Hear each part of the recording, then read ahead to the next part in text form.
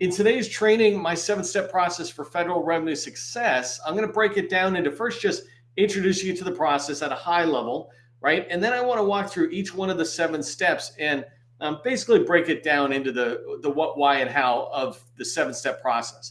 And then I want to give you an action item at the end of the training of something you could do today, right? You literally could take 15, 30 minutes and take my training and execute on it, do some step that I'll show you at the end that enables you to just move your business a little bit farther forward. Because today I want to talk about process. I'm a big fan of process improvement. I've been doing this my whole career as a sales guy, as an IT person, as a project manager, etc. Process is always out there. And if we, try to just level set for a second, communication about what process is, just think about if you're making a sandwich, like a peanut butter and jelly sandwich, right?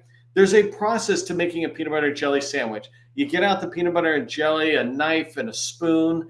You get out the bread and a paper towel to put on the counter so you're not dirty on the counter right away. And then you put your bread down. You put the peanut butter on one piece of bread, and then you put the jelly on top of that. And then you close that, and you've got your sandwich, right? You got to clean up, but that's a secondary process. But there's a process to making a peanut butter jelly sandwich. Over and over again, you can make it the right way. Now, we might disagree on the process, so we should come together and say, should the peanut butter be on one side and the jelly on the other? But whatever it is in your company, when you've decided to make a peanut butter and jelly sandwich the same way over and over again, that process that you're putting in place, the documentation of the process, the agreement that we're all going to follow this process and this is the way we're going to make a peanut butter and jelly sandwich in our company, that's organizational maturity. When we think about maturity models that take us to the next step, the first thing is to kind of follow a process. The second is to document it. And then you're getting people to do it over and over again. And then the whole company is doing it. These are the levels of maturity an organization has. And this is why we want to start with, understanding the processes and clarifying the processes. And so for me, in federal sales, I created, follow, and teach the 7-step process for federal revenue success. And this is what's going to lead to predictable revenue when we follow it consistently. And it's what I want to teach you today. If you don't know who I am, my name is Neil McDonald. I'm the president of the GovCon Chamber of Commerce. I'm co-founder of GovCon in a Box, and I want to welcome you to my federal sales training where I provide tips for success in the federal market. I spent 20 years in the federal market as a small business owner. And since 2018, I've been teaching people like you that government contracting is not a secret. It's just a process. When we follow a process A to Z, we have repeatable, predictable results. And this is what I want for you. Especially, this is why we're going to be talking about the 7-step process today. If you haven't done so already, subscribe to our newsletter, Government Contracting Success Newsletter. It's all things related to trying to help you understand your federal customers better, understand the sales process better. So subscribe to that so you don't miss another issue. And then tomorrow we're doing training around how federal buyers find small businesses like yours. Right? So there's inbound and outbound activity you can do in sales. Outbound is when you go knocking on a buyer's door. Inbound is when they come knocking on yours. And so tomorrow I'm going to be talking about inbound sales. That 99% of the way sales happens is when somebody finds you. And so that's what we're doing tomorrow. Make sure you register for that training. You can find it right here on my LinkedIn profile. I want to congratulate Shahid Smith from SAS Geospatial for getting his company into the 100 Club. The 100 Club is something we put together in govconinabox.com, so you can check out your score.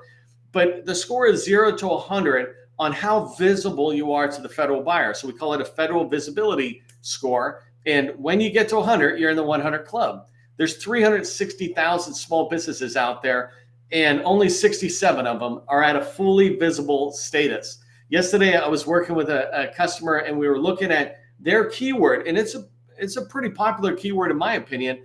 But when you look at it and you tie it back to like 8A companies or something, there's only like 5 to 8 companies out of 360,000 that do it. So this company will get found, and so will their competitors, like 3 or 4 other competitors. But this group of people, because they're visible to the buyer, will get invited to have discussions, et cetera. And so you want to make sure you're visible. We provide you the guidance on it, the tools to learn about it, and some tools to actually help you. But you do this on the government's site. So we're not creating some proprietary database of your data. We're actually saying, where do the federal buyers look for you? And we're telling you, you're not visible there. Go make yourself visible. So congratulations to Shahid Smith from SAS Geospatial, and all the other 100 Club companies.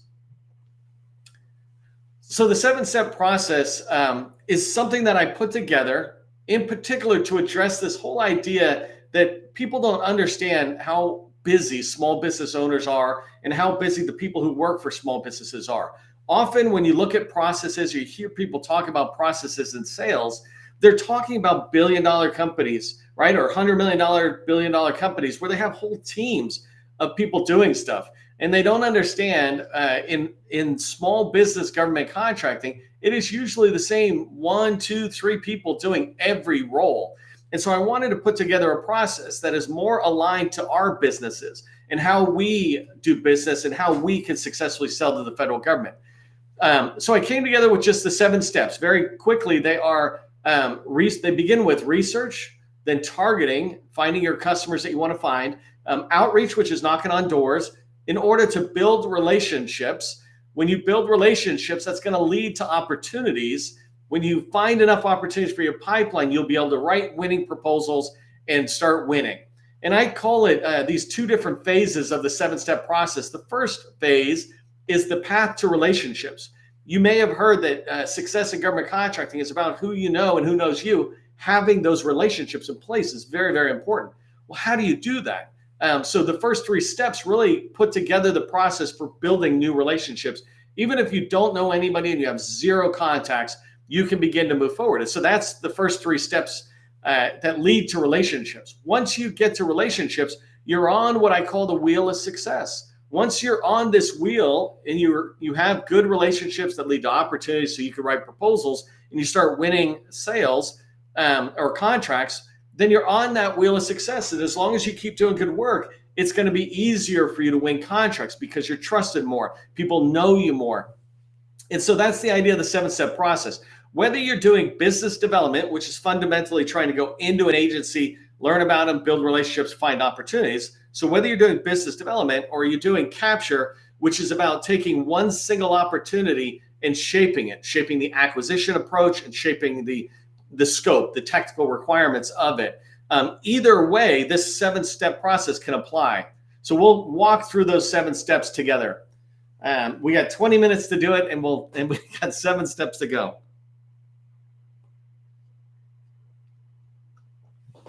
So I tried to put down for each one of the 7 steps, what is the purpose of this one step? It's important to know the why. Why am I doing something, right? If I tell you you need to build relationships, why? You need to have slam dunk opportunities. Why? Right? It's like, and so a purpose statement helps us understand the why. Why are we even doing this? And so research is about understanding an agency. The purpose of this is to understand an agency. I like to say you want to understand an agency better than almost anybody in that agency. No one in a agency, like let's say the Department of Navy as an example. No one in that department, that agency, will know it as well as you because you're looking at it from all different angles. But every single person who works for the Navy, they're in one particular area. They work for NAVC or NAV Air or NAV FAC, right? They work for headquarters. They're in acquisition or they're in engineering or they're in facility management. But they don't look at it holistically. You do.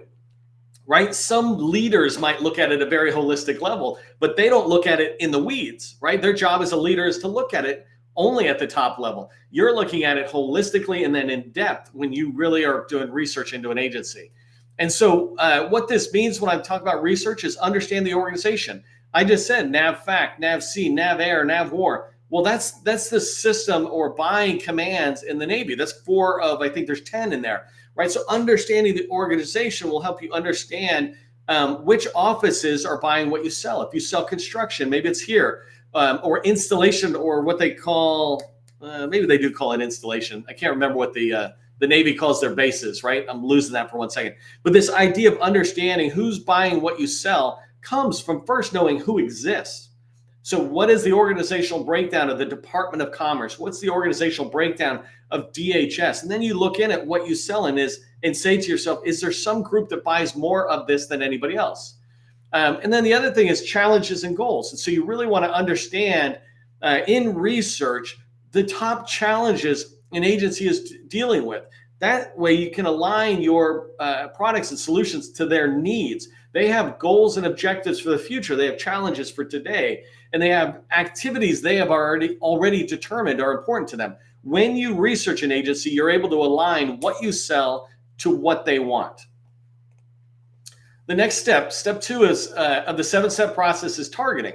And targeting, the purpose is to know who to call, right? The idea when you're building relationships, like, great, you said I'm supposed to build relationships with people, but with who? Well, step 2 of the 7-step process helps you determine who are you going to call, right? And the outcome of a targeting activity is to build a list of 1 to 200 people's names, numbers, and emails, so that you can pick up the phone later and call them. But you need to build a spreadsheet or put it into some CRM tool. But you need to build a list of names, numbers, and emails of people that potentially can help you get into the target agency that you want. And so an example of who you can call, or who you can put down, for the federal buyer side, we have what's called focus as a receptivity.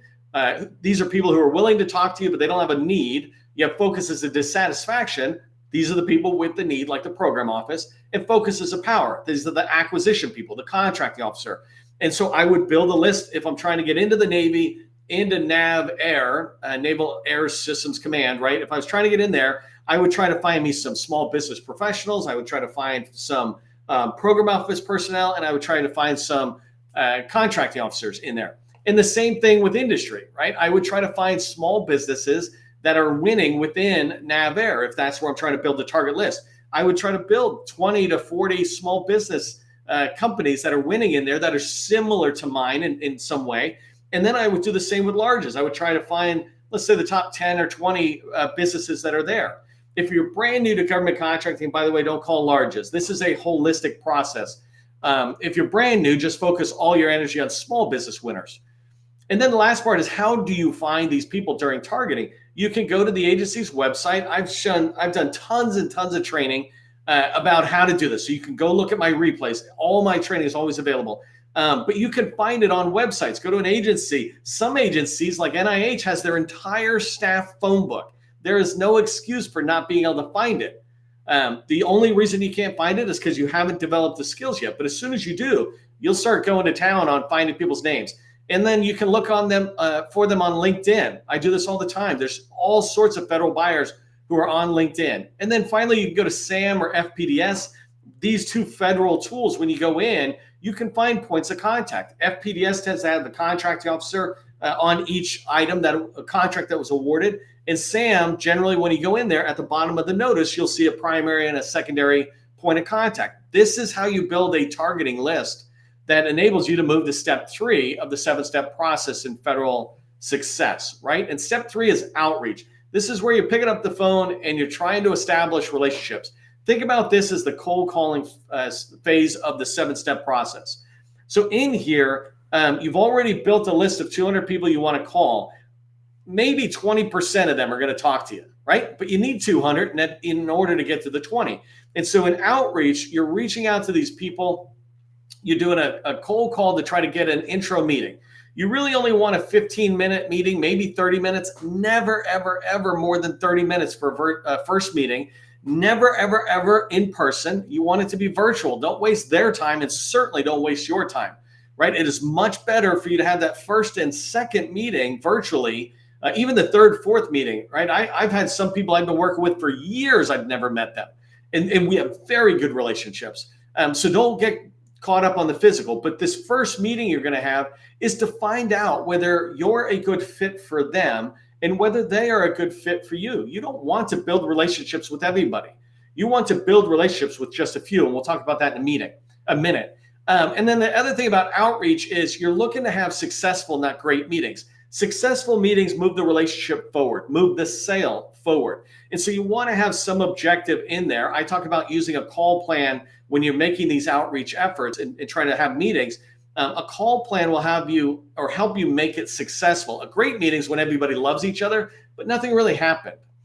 Your goal should be, I put down here 25 calls per day. That certainly should be your goal. If you've got no business and you're trying to get started, or you're a new business developer who's responsible for the Army, you should be doing 25 to 50 a day until you start having enough relationships that you've got meetings that are filling your time. And then you should be aiming for 4 meetings per week, 4 new people every week. And think about the amount of success you can have. If you meet 4 new people every week, you're having 200 new potential relationships every year.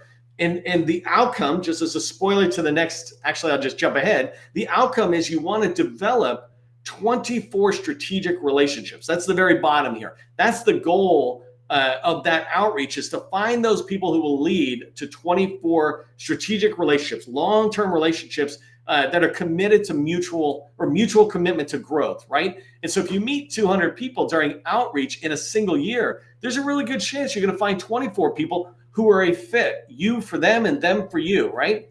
And so strategic relationships is step 4 of the 7-step process. This is a very big thing to understand, that there's a difference between a strategic relationship and a networking relationship or a friendly relationship, right? I have thousands of connections. In fact, I'm going somewhere next week to speak at Morehouse, and I'm going down there, and there's 2 people I'm meeting. They're a strategic relationship for me. We have a mutual commitment to growth. I'm committed to them and their agenda and what they want to get done, and they're committed to helping me do what I want to do, which is reaching out to the industry as well. But I'll also be meeting with all sorts of other people. Well, those other people are pretty much just friendly relationships, my network. We'll talk and then we'll kind of go away, but there's no mutual commitment to growth. And you need to understand the difference, because yes, we want to have these bigger group of a network, but then more tightly a strategic relationship. These are the people who are going to help you grow, and you are committed to helping them grow. But these are the ones you're going to talk to on a regular basis. I like to say every 2 weeks, you have a recurring meeting, 15 minutes. It could go 30 minutes, but 15 minutes is fine. And when you have this every 2 weeks, you're talking about a pipeline. You're looking together at a pipeline saying, hey, I saw this one. Are we moving this one forward? You are looking to identify opportunities. And when you build these relationships, they are basically an extension of your sales force within your company. So whether you're a 1-person company or a 10-person company, imagine having 24 other companies that are keeping their eye out for things that you two might work together on. And so what I like to say is, your strategic relationships, your goal is on an annual basis, that strategic relationship should lead to 4 FTEs, right? 4 full-time equivalent billable employees out there. And when you have that, that's going to be huge, leading towards your success, right? It takes time to build it to get to that stage, but it really starts driving forward. Okay, so let's talk about step 5. We've got these relationships, and these relationships are so vital. Remember, it's a mutual commitment to growth. You can have that mutual commitment with an agency partner, even though there's no sale that happens, but you're committed to helping them stay informed about what you're an expert on in the industry and talking. And they're committed to sharing with you some of their challenges or goals, right? None of it is underhanded. All of it is above board. Anybody can build these relationships, but you've built that relationship. On the same side, you're building relationships with teaming partners out there. The purpose of step 5 is to identify slam dunk opportunities. These are opportunities that you can win. So an example is my last company. We were a SharePoint company through and through. So if I saw a SharePoint opportunity, it was a slam dunk opportunity. If I saw a Microsoft opportunity, it was more like a 3-pointer, right, or something. I still might shoot at the basket, but it's not a slam dunk. Slam dunk is when you're holding that ball all the way in. It is guaranteed to give you just to count, right? And so opportunities going into your pipeline should be the same thing, because you need to be very protective of your time. You don't want to work on opportunities that are so far unrelated to what your core strength is. And so the purpose of slam dunk opportunities, or step 5, is to pursue those opportunities you can win. When you have relationships with teaming partners or with federal agency buyers, they'll tell you about the opportunities. Buyers will sit there and say, hey, watch out for this RFI, it's coming. They'll talk to you about their 1-year or 5-year strategy. I used to be able to sit on in an office with somebody I worked with, and the customer, and on the back was their 10-year plan. And I could look at it year after year and go, oh, maybe we can help here, right? It's a big type of roadmap. That's the advantage of getting inside the wire. This is why you want to build relationships. If you don't have the relationships, I understand this. It takes time. Build them slowly but surely, and you'll get to this stage where you've got a lot of people you can lean on to hear about those opportunities. So another part about the opportunities, and the thing to keep in mind, right, is the opportunities that you're best at. Another way to define the opportunity stage or step of the 7-step process is that you want to find ones that are the right contract value. Don't go after opportunities that are $100 or $200 million. Let's say it's SharePoint. It's like, I can't do that. I'm a small company. I just got started. It's like, okay, find opportunities that are in that $250,000 to maybe $5 million range, and you can team up with some people to stretch it. But you want to find the right contract value that's going into your pipeline, because you need to have a certain amount that's realistic to win and enough in the pipeline to hit your revenue goals. And then the last one is make sure you have the right number. So, do I need 5 opportunities in there, or do I need 50 opportunities in my pipeline? Right about here, when we're getting into opportunities and they're in our pipeline, to me, getting opportunities into the pipeline is business development. Once they're in there, now you're in capture, right? And this is where you start shaping those opportunities. So remember, that 7-step process can come right down on top of the capture as you research a single particular opportunity and what you can do. You can build a targeted list of people around that one opportunity and start building relationships with them. So when you have good opportunities in your pipeline, this enables you to move on to step 6, which is writing winning proposals. There's a difference between writing proposals, which a ton of people are doing, just a massive amount now with all these AI tools out there. But you want to write winning proposals. Even with the AI tools, make sure that you and the AI are writing winning proposals. A winning proposal is a proposal the buyer loved. Man, I wish I could award 2 contracts, one to this company and one to this company, right? If there was 2 companies in there with winning proposals. A winning proposal is not confusing to the contracting officer. They love it. The program office loves it. Your only challenge is sometimes there might be 2 or 3 companies that the government loves, but you want to be one of those winning proposals. And when you write a winning proposal, I say it comes down to these 4 C's. It needs to be clear, compliant, compelling, and convincing. And it's my favorite thing to see these AI tools that are out there writing proposals communicating this now. They're saying their tools are going to help you be clear, compliant, compelling, and convincing. And so if you think about that, and I've got a whole separate training on that, you'll start leading to success. The one thing I really want you to keep in mind when you're in step 6 here in writing proposals, you should be writing 48 winning proposals a year.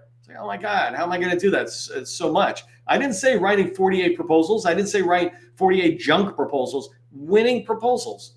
Whether you're able to get to that pace this year, maybe it takes you 2 years to get to that pace. But if you have enough relationships, then you can be a subcontractor with a whole bunch of other companies so that you're able to be part of their opportunities that they're going after, but they're winning proposals for you. Like if they win that, you're gonna do well. So you could have 30 or 40 even of these proposals that I'm talking about be other team members, right? I have customers who have strategic relationships with Booz Allen, GDIT, Lighthouse. Well, when you've got relationships at that level, I guarantee you they easily can be putting you on proposals. And think about it, you only have to be on 4 proposals per company, because when you multiply your relationships times the number of proposals, you can get them out the door. But you should be putting that in the head, because you want to be winning, and the only way you're going to win is if you have a sufficient amount of winning proposals going out the door. Okay, and last step is sales, right? 7-step process ends with sales, or it kind of begins again with sales. And the purpose of sales, obviously, is to increase your revenue when you're winning, right? You cannot grow your company's revenue without contracts that are being won. And we'll talk about this in a minute. But that's sales. That's the fundamentals of sales. And what you're trying to do is, whether you win or lose, you want to learn from it. You want to go in on a debrief to the customer and say, what didn't you like? What did you like? What did we do right? Have conversations with them and take advantage of that lessons learned. You want to internally look at your process and go, did we rush to this? Was that proposal really a winning proposal? Was that opportunity we wrote to that we just won or lost, was the opportunity really a slam dunk opportunity? When you get, and maybe I just go to the next step here really quick. When you win sales, this is why I like to say you're on a wheel of success, because once you win this, you're able to demonstrate to the people who you already have a relationship with that you do good work, and they start liking you even more, right? People work with those they know, like, and trust. And when you have won a contract and are starting to deliver really good work on there, they're going to know, like, and trust you more. They will tell you about more opportunities. They will help you meet other people within their agency, and you'll hear about more opportunities that way. You're able to stay on that wheel of success, and you kind of don't even have to come back out to the path to relationships when you're on this wheel, except for a little bit of research, right? And so that's really important. What I want to recommend you do today is reverse engineer the process. If you're not getting the revenue you want, stop for a second and ask yourself why. This 7-step process will answer that for you. If you don't have enough sales or revenue, then you're not winning enough. If you're not winning enough, then it very obviously is because you don't have enough winning proposals go out the door. So look at the proposals going out the door and say, 1, are we doing enough? 2, are we doing enough that are winning proposals? If not of either one of them, then back up, because you're not having enough opportunities in the pipeline. You can write enough proposals if you've got enough opportunities. This is, hopefully pretty basic logic as you walk back. You want to look back at your opportunities and say, do we have enough opportunities in the pipeline? Do we have enough value of the opportunities, the contract value that would lead to the revenue we want? And most importantly, are the opportunities all slam dunk? Pause for a second, look at your pipeline and say, are they slam dunk opportunities? And the last one I'll say at the moment, you can just keep reverse engineering the process, but relationships. Do I have enough relationships that will lead to the success that I want? All right, so I just want to watch my time. We're wrapping up. Here's some things to remember. If you want a copy of the 7-step handout, just go to our newsletter. I talked about it earlier. You can find it. Maybe somebody put it in the chat, but I have a link. You can push a button and download the PDF. Make sure you're reverse engineering that process with your team and say, hey, why aren't we getting the goals that we want met? And the last thing is, as you go into new agencies, as you struggle with new opportunities, remember, go back to step 1 for a second and research that company, understand where they're at. And remember, government contracting, it is not a secret. It's just a process. I will see you in the next training.